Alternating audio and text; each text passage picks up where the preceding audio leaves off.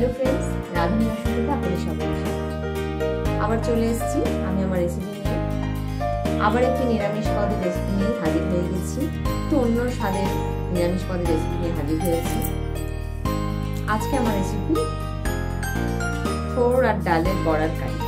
এই রেসিপিটা করার জন্য এখানে আমি দেখুন ডাল নিয়ে নিয়েছি। 1 কাপ ডাল আমি সারাদিন ভিজিয়ে রেখেছিলাম, ভালো মতো ভিজে গেছে, এটা ব্লেন্ড করার মতো হয়ে গেছে। এখানে থোড় নিয়েছি, পেন্সিল থোড়গুলো যে থাকে পেন্সিল থোড় একটা আমি এখানে কুচিয়ে নিয়েছি।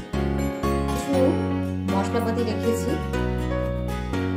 এখানে রেখেছি ধনে গুঁড়ো, জিরে গুঁড়ো, কাশ্মীরি লঙ্কার গুঁড়ো, আদা বাটা, হিং, কালো জিরে, একটা গোটা শুকনো লঙ্কা, একটা তেজপাতা, দুটো কোড়া আর দুটো কাঁচা লঙ্কা নিয়েছি। সঙ্গে একটু পোস্ত দানাও রেখেছি। এটা সর্ষের তেল দিয়ে করছি, আপনারা চাইলে এটা সাদা তেল দিয়ে করতে পারেন। আর হলুদ গুঁড়ো, মিষ্টি, নুন এগুলো তো থাকছে। এই দিয়ে তৈরি হয়ে যাবে থোড় আর ডালের বড়ার কারি। এটা একটা নিরামিষ পদ আর খুব টেস্টি একটা রেসিপি আপনাদের সাথে আমি শেয়ার করছি। আসুন তাহলে রেডি করি। প্রথমে আমি এই যে ডালটা আছে, ভেজানো ডালটা আমার ধুয়ে ভেজানো আছে, এই ডালটা আমি একটু মিক্সিতে ব্লেন্ড করে নিচ্ছি।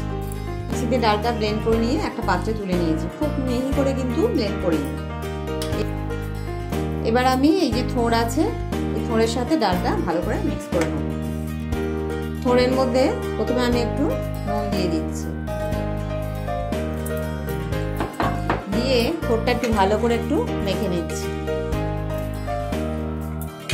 হাত দিয়ে ভালো করে একটু মেখে নিচ্ছি। দেখুন থোড়টা আমি হাত দিয়ে খুব ভালো করে কিন্তু মেখে নিয়েছি। একটু নুন দিয়ে দিয়েছি থোড়ে। এবার আমি থোড়টা ডালের মধ্যে দিয়ে দিচ্ছি। খুব সামান্যই ছিল, অল্প একটু জল বার করে নিয়েছি, নিয়ে থোড়টা আমি ডালের মধ্যে দিয়ে দিয়েছি। এবার আমি এর মধ্যে সবকিছু মেশাবো। খুব সামান্য একটু নুন দিচ্ছি। এবার দিচ্ছি একটু আদা বাটা,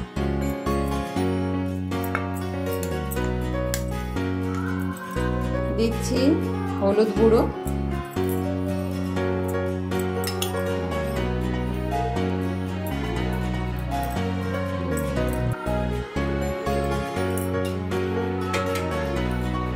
কালো জিরে দিয়ে দিলাম, আর দিয়ে দিচ্ছি হিং, একটু মিষ্টি, সামান্য একটু মিষ্টি দিয়ে দিলাম, দিয়ে দিচ্ছি পোস্ত দানা, 2 চামচ পোস্ত দানা দিয়ে দিলাম, কাশ্মীরি লঙ্কার গুঁড়ো দিয়ে দিলাম। সবকিছু দেওয়া হয়ে গেছে। এবার এটা আমি ভালো করে মেখে বড়ার মতো করে নেব। না, তার জায়গায় কাঁচা লঙ্কা ইউজ করছি আমি। একটু কাঁচা লঙ্কা কুচি দিয়ে দিলাম, আপনারা চাইলে একটু শুকনো লঙ্কার গুঁড়ো এতে দিতে পারেন। কাশ্মীরি লঙ্কার গুঁড়োটা আর একটু দিয়ে দিচ্ছি। থোড় আর ডালের মিশ্রণটা ভালো করে আর একবার একটু মিশিয়ে নিলাম। বড়া ভাজার জন্য সর্ষের তেলই ইউজ করছি। জোরে মাইক বাজছে, তাই আমাকে একটু বেশ জোরে জোরে কথা বলে রান্নাটা করতে হচ্ছে। এটা গরম হয়ে গেছে। এবার আমি ডাল আর এই থোড়ের মিশ্রণ থেকে ছোট ছোট করে একটু বড়া ভেজে নিচ্ছি।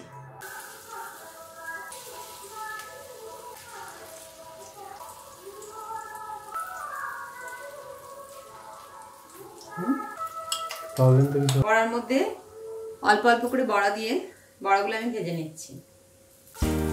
1 পিঠ হয়ে গেলে আলতো করে বড়াগুলো একটু উল্টে দিতে হবে। বড়াগুলো আমি তুলে নিচ্ছি।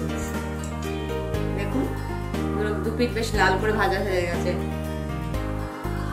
যারা আলু দিয়ে তরকারি খেতে ভালোবাসেন না, তাদের জন্য কিন্তু এইসব রান্না কিন্তু খুব ভালো।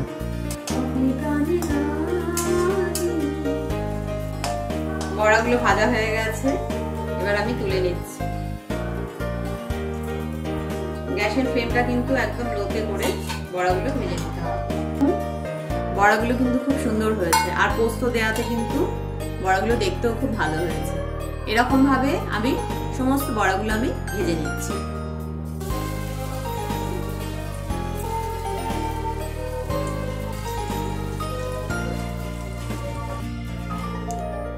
সমস্ত বড়াগুলো আমার ভাজা হয়ে গেছে।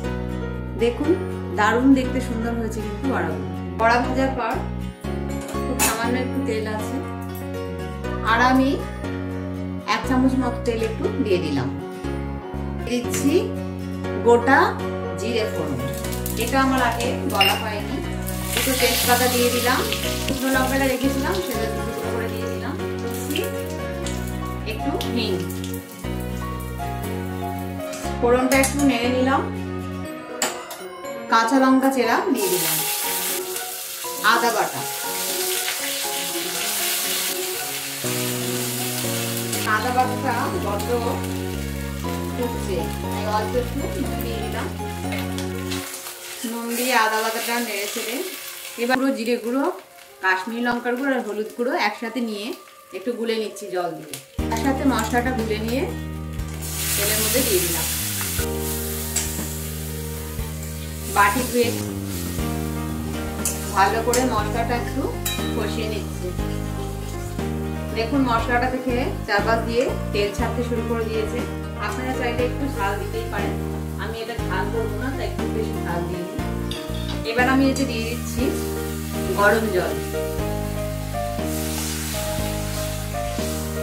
মশলাটাও কিন্তু আমি একদম লো ফ্লেমে কষিয়ে নিয়েছি ভালো করে, কারণ অল্প মশলা তো আর তেলটাও অল্প ছিল। এবার আমি ফ্লেমটা একটু লো টু মিডিয়ামে করে দিলাম।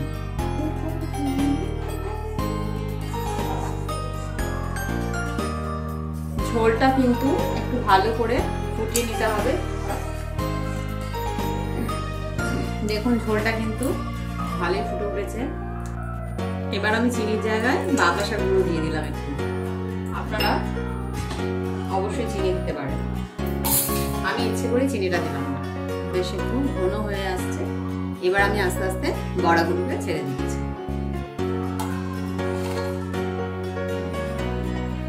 আপনারা যদি আলু খেতে চান অবশ্যই এতে আলু অ্যাড করে দিতে পারেন। দেখুন বড়াটা কিন্তু বেশ ভালোভাবে ফুটে উঠেছে। থোড় তো অনেক রকম ভাবেই আপনারা খান, একবার এইভাবে ডালের সাথে বড়া করে তরকারি করে অবশ্যই একবার খেয়ে দেখবেন, খুব ভালো লাগে। থোড়ের বড়ার তরকারি কিন্তু একদম হয়ে আসছে। এই ঝোলটা আমি রাখবো কারণ এটা পরে আবার অনেকটাই টেনে যাবে ঠান্ডা হলে। এবার আমি এতে সামান্য একটু ঘি দিয়ে দিচ্ছি, খুব বেশি ঘি দিলাম না। ঘিটা এবার আপনাদের ওপর নির্ভর করছে, আমি অল্পই দিলাম কারণ একটু স্বাদের জন্য, আর কিছুই না। এবার আমি গ্যাসের ফ্লেমটা অফ করে দিলাম। তৈরি হয়ে গেল আমার থোড় আর ডালের বড়ার তরকারি, খেতে দারুণ হয়। এবার আমি এটা নামিয়ে দিচ্ছি, সার্ভ করে দিচ্ছি, কারণ এই যে ঝোলটা রয়েছে এটা কিন্তু ঠান্ডা হলে অনেকটাই আবার টেনে যাবে। থোড় আর ডালের বড়ার কারি রেডি হয়ে গেল। আমি এখানে সার্ভ করে দিয়েছি। থোড়টা তো অনেক রকম ভাবেই খাই আমরা, তবে এইভাবে একবার বড়া বানিয়ে এরকম একটু পাতলা হালকা ঝোল করে অবশ্যই খেতে পারেন। এটা গরমকালে বেশ একটা হালকাই রান্না। সবসময় তো আমরা সবজি খাই, তা মাঝে মধ্যে এরকম ভাবে সবজিটাকে বড়া বানিয়েও খাওয়া যায়। তাই এইভাবে একবার অবশ্যই একবার ট্রাই করে দেখতে পারেন। যদি ভালো লেগে থাকে রান্নাটিকে লাইক ও শেয়ার করার অনুরোধ রইল। নতুন বন্ধুদের আমার সাবস্ক্রাইব করার অনুরোধ রইল। পাশে থেকে বেল আইকনটা অবশ্যই প্রেস করবেন, তাহলে আমি নতুন নতুন রান্নার আপডেটগুলো সহজেই পৌঁছে যাবে। সুস্থ থাকবেন, ভালো থাকবেন, ধন্যবাদ।